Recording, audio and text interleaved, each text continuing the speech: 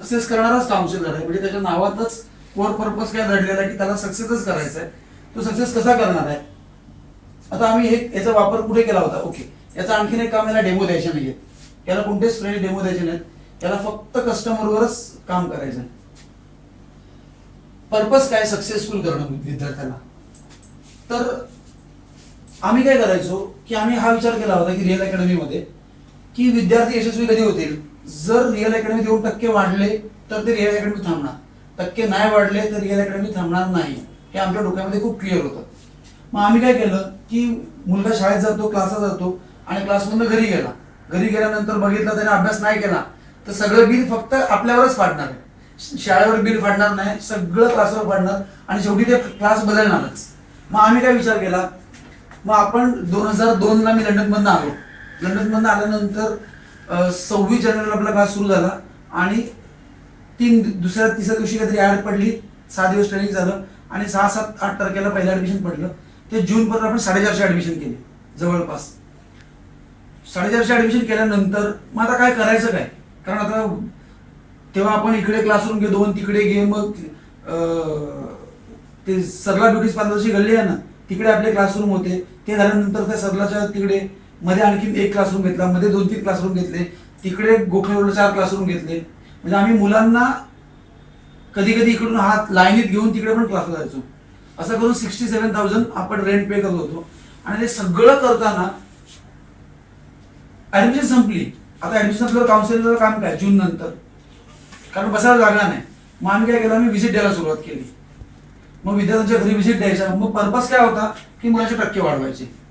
टक्के वाढले, त्यांना कळलं की हे घरी येत आहेत, जबाबदारी घेत आहेत, मागे लागतायत. मग आम्ही ग्रेडबुक कन्सेप्ट श्रीनिवास सरांकडनं आपण काढली. त्यांनी सांगितलं, कारण त्यांनी स्वतः ते BSc BEd आहेत. मग ग्रेडबुक मध्ये आपण 4 विषयाचा अभ्यास द्यायचा. अल्जेब्रा जॉमेट्री एक विषय, हिस्ट्री सिव्हिक जॉग्राफी एक ग्रुप, अल्जेब्रा जॉमेट्री एक ग्रुप, हिस्ट्री सिव्हिक जॉग्राफी एक ग्रुप, 3 लँग्वेजेस एक ग्रुप आणि सायन्स हा एक ग्रुप. मग प्रत्येकाचा अभ्यास कसा करायचा आम्ही पालकाला सांगायचो. नंतर मी एक बॅच अडॉप्ट केलेली. मग मी प्रत्येक मुलाला इकडे सांगायचो. नंतर मला कळलं की अरे ही कॅसेट सेमच आहे. मग एक दिवशी मी माझ्या बॅच सगळ्या मुलांना बोलवलं आणि पालकांना बोलवलं आणि एक सगळं हे जे लेक्चर आहे ते एकदाच घेऊन टाकलं. याच्याने काय झालं, प्रत्येकाला मला 2-2 तास हलवायची गरज नाही पडली. जर करंट डे शेड्यूल बघायचं आणि एकच होतं की सिस्टमॅटिक अभ्यास म्हणजे मेथड ऑफ टाइम आणि मेथड ऑफ स्टडी आणि T फॉर टाइम वाढला तर त्याचे टक्के वाढतील. कारण त्याने अभ्यासच नाही केला तर प्रॉब्लेम आहे. अभ्यास केला तो पण जास्त वेळ केला पाहिजे मागच्या वर्षीपेक्षा. आणि मेथड ऑफ स्टडी सुद्धा बदलली पाहिजे. मग ग्रेडबुक म्हणजे मेथड ऑफ स्टडी आणि हे सगळं टाइमसाठी. मध्ये घरात टाइम टेबल चिकटवणं, गोल्स सगळं चिकटवणं असं सगळं सुरू झालं. आणि हे झाल्यानंतर परत पुढच्या 3-4 महिन्यामध्ये आमची सगळी रिऍडमिशन झाली आणि परत 70-80% संपलं काम. मला थोडेसे आम्ही ऍडमिशन केले, बॅच भरले. तर पुढे काय करायचं? EC लोकांनी मग डिसेंबर-जानेवारी नंतर करायचं काय? बरोबर ना? किंवा फेब्रुवारी नंतर करायचं काय?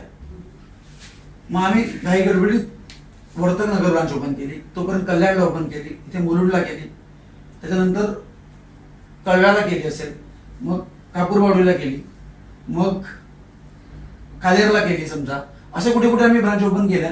पण सगळी जागा भरल्यानंतर करायचं काय? सेल्समननी करायचं काय? कारण त्यांनी बिझनेस आणला नाही तर मग काय करायचं? म्हणून मग आम्ही त्या ब्रांचेस वगैरे ओपन केल्या. त्यामुळे रिऍडमिशन झाली. पण फक्त एक गोष्ट खूप क्लिअर आहे की जेवढं रिऍडमिशन साठी रॅपो बिल्ड होतो, जेवढ्या व्हिजिट होतात, जेवढी आपली कळकळ जाते, जेवढा आपण सिस्टम देतो, वेपन्स देतो अभ्यास करण्यासाठी, असा अभ्यास कर, हे पाठ कर, ते पाठ कर, घरी जाऊन पाठांतर घेतो, सह्या करतो, त्याला अभ्यासाला बसवतो, त्याच्या आई वडिलांना सांगतो, आई वडिलांचं प्रेशर त्याच्यावर टाकतो, आई वडिलांना सुद्धा अभ्यासामध्ये सहभाग ठेवायला लावतो, आई वडिलांना सांगतो ग्रेडबुकच्या रोज मला सह्या दिसल्या पाहिजेत, दिवसातून फक्त 15 मिनिटं काढा, 15 मिनिटं काढा, 4 प्रश्न विचारा, 5 विचारा, बाकी संपलं, बाकी काय नका करू. 15 मिनिटं काढू शकतो. त्याच्यावर मग आम्ही काय काय मुद्दे काढले होते. पालक म्हणतात मी बिझी असतो, त्याच्यावर आम्ही उदाहरण सगळं केलं. ओके, मी आता इकडून येतोय की 30 दिवसात 4 दिवस सुट्टी पकडली, 26 दिवस उरले आणि अजून 4 दिवस संडे पकडले. ओके, 26 मधून 4 गेले 22.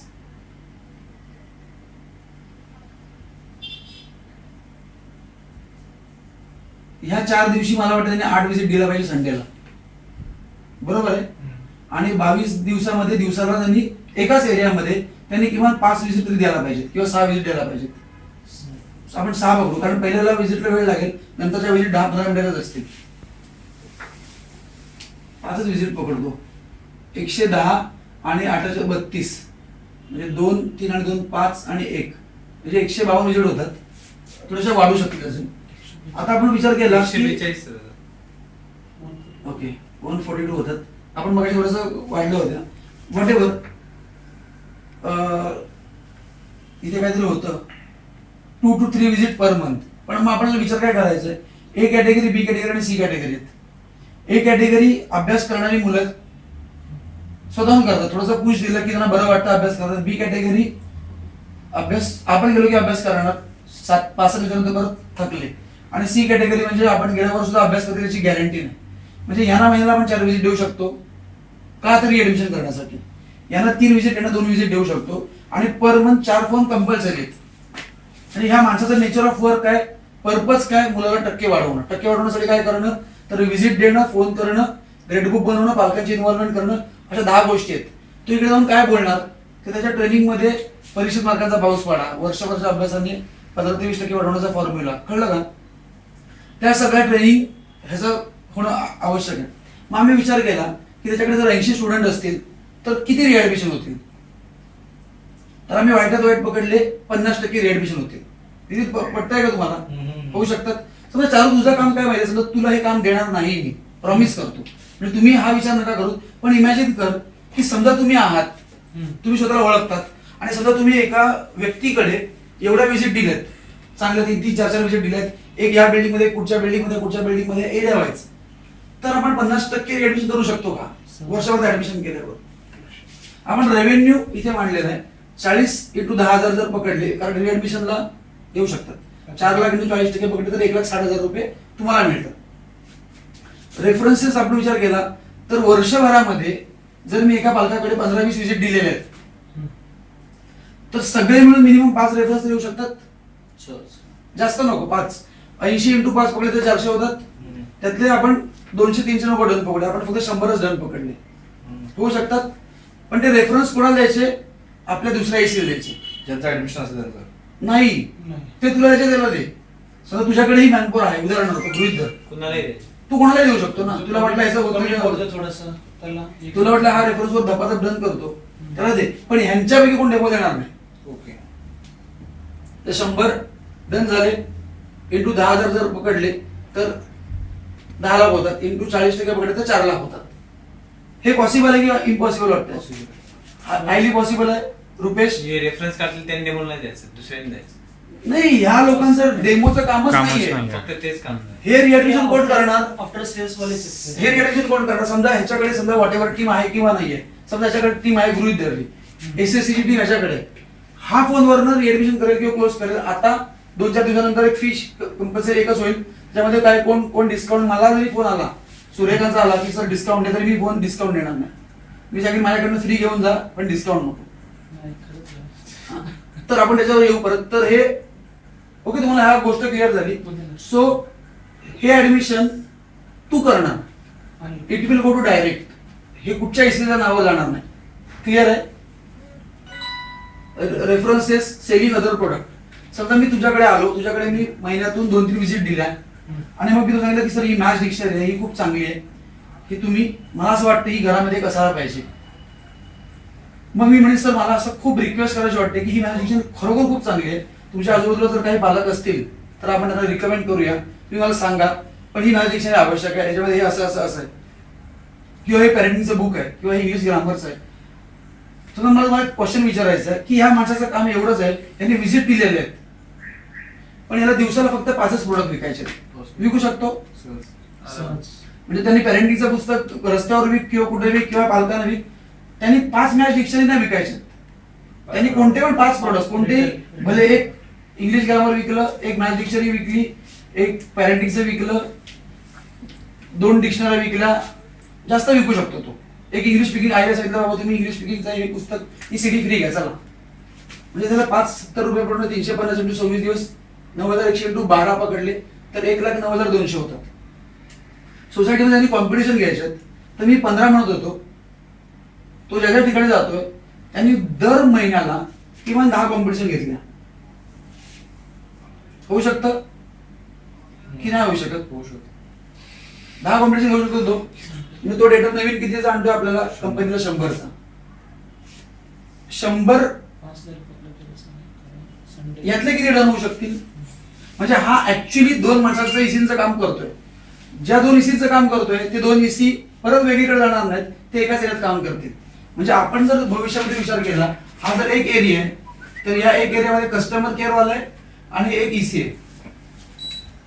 ओके, किंवा आपण नाव दिलेलं आहे SSC, स्टुडंट सक्सेस काउन्सिलर आणि ईसी. हा जेव्हा 100 डेटा ह्या एरियातला काढेल, जेव्हा 100 डेटा हा या एरियातला काढेल, त्यावेळेस 2 ईसीचं काम आपलं इथे होऊ शकतं. आपण हा विचार नको करूया की ते 100 मध्ये 100 डेमो लागतील. बरोबर, कमी डेमो लागतील, तरी पण तो ईसीचं थोडं तरी काम तो करेल. ह्या 100 डेटामध्ये जर फ्रेश डेटा आला या बिल्डिंग मध्ये फोन केले तर वेगळं आहे. पण मी त्या दिवशी उदाहरण दिलं की आमच्या बिल्डिंगमध्ये कोटक महिंद्राने ब्लड चेकिंग केलं. आमच्या घरी आले तर तो ब्लड रिपोर्ट घेऊन आल्यावर होणारच. कॉम्पिटिशनला बसलं, कॉम्पिटिशन कोणती कोणती आहे? Drawing competition, letter writing, essay writing, grammar competition कोणती घेऊ शकतो आपण. त्याच्या त्यांना मटेरियल देणार फ्री. हे लेटर रायटिंगचे फॉर्मल आणि इन्फॉर्मल लेटर रायटिंग हे वाचून घ्या आणि परीक्षेला या. सेक्रेटरीची दोस्ती करणार. पण जेव्हा मी तुझ्या घरी येईन आणि सांगणार की मला अशी कॉम्पिटिशन घ्यायची आहे, 5, 6, 7, 8, 10 वेळा येईन, त्या दिवशी कॉम्पिटिशन घेताना मग तुझा पण इन्व्हॉल्वमेंट असेल. असू शकते की नसेल? मला वाटतं असू शकते. म्हणजे मग बिल्डिंग मध्ये लोक मुलांना आणणं, पालकांना बोलवणं, म्हणजे याचं या बिल्डिंग मध्ये रॅपो निर्माण करायला त्यांनी पाहिजे.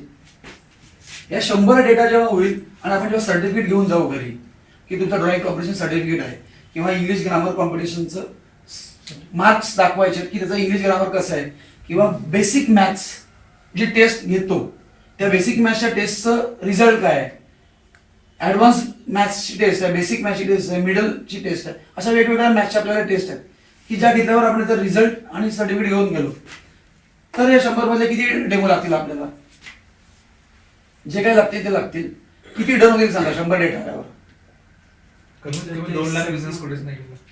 म्हणजे 20 डन होतील. हो, 20 डन होतील. जास्त होतील. 100 जास्तच होतील. 40% 40 पकडा. 40% डेमो डन होते. कारण ऑलरेडी सेगमेंटेड आहे. कारण आपण हाय सेगमेंट आपण जातोय. आता आपल्याकडे तर बॉक्स पण येतोय, तर तो एक येतोय 30% 30% पकडे. म्हणजे 30 डन होतील into into 10 into 10K. 3 lakh. 1,20,000 होतील. हे शक्य आहे? ऐका ना, अतिशयोक्ती सर आपण करत नाही शकत. हे सगळं शक्य होत आहे. आता मला असं वाटतं की हे सोसायटी कॉम्पिटिशन झालंय